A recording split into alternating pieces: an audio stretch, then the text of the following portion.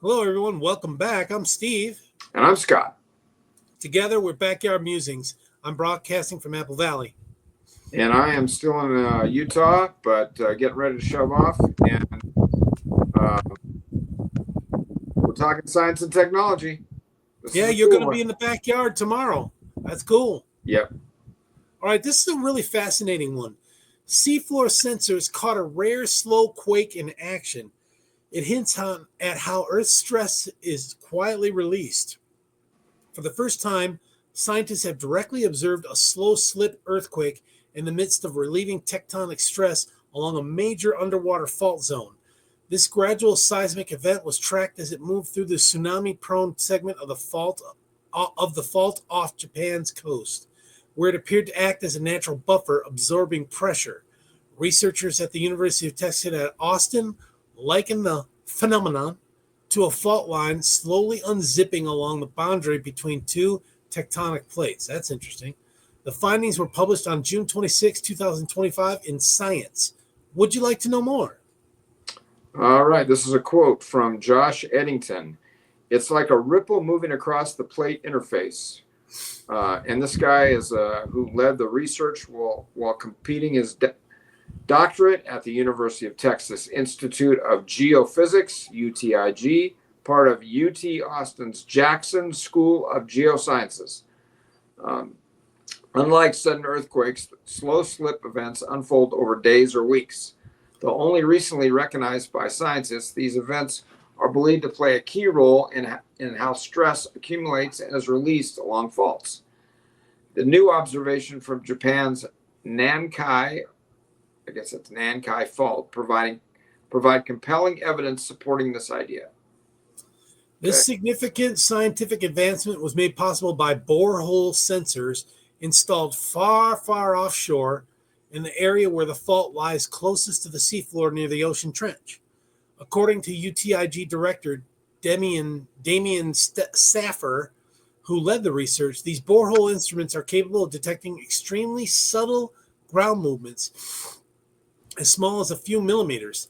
Such fine-scale motion in the shallow portion of the fault cannot be captured by conventional land-based systems like GPS networks.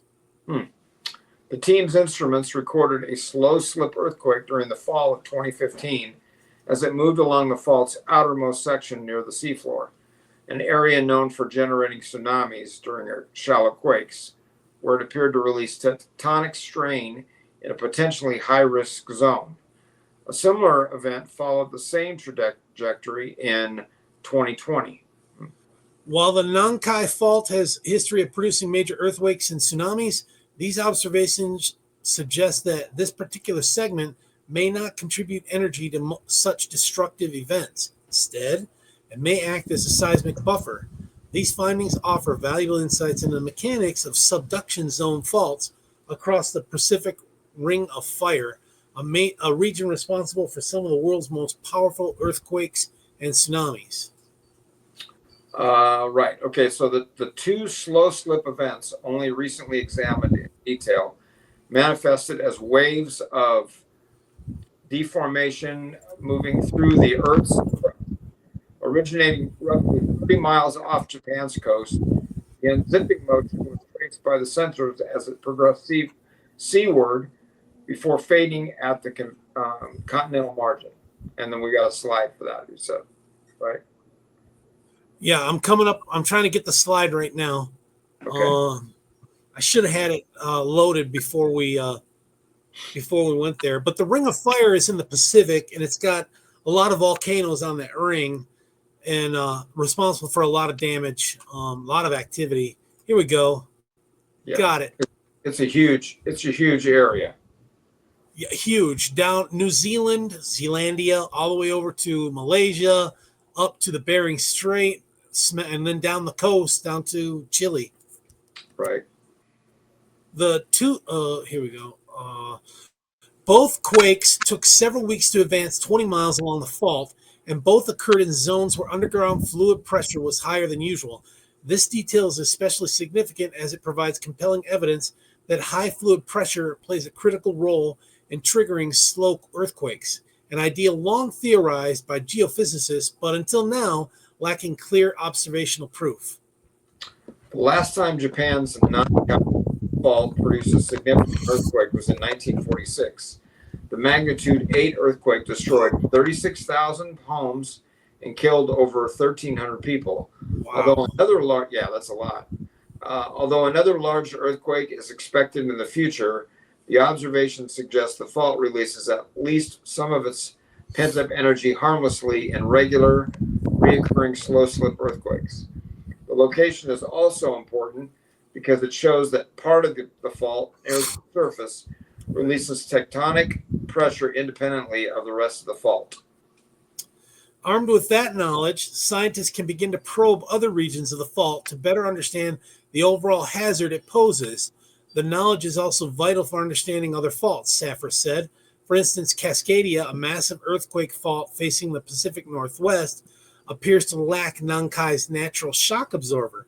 Although some slow slip has been detected in Cascadia, none has been detected at the tsunami-generating tail end of the fault, which suggests that it may be strongly locked to the trench, Seafloor said. Quote, this is a place that we know has hosted magnitude 9 earthquakes, that's pretty strong, and can spawn deadly tsunamis, Seafloor said.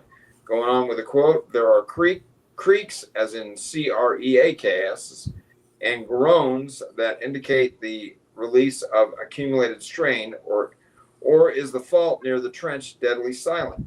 Cascadia is a priority area. High precision monitoring approach that we've demonstrated is so valuable at Nankai.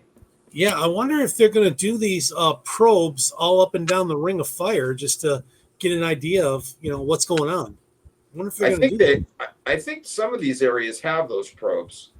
I know on the Pacific coast of California, Oregon, and Washington, I believe they do, and I think even up into Alaska. So, but yeah, I don't know. It would be valuable. It would definitely be valuable information.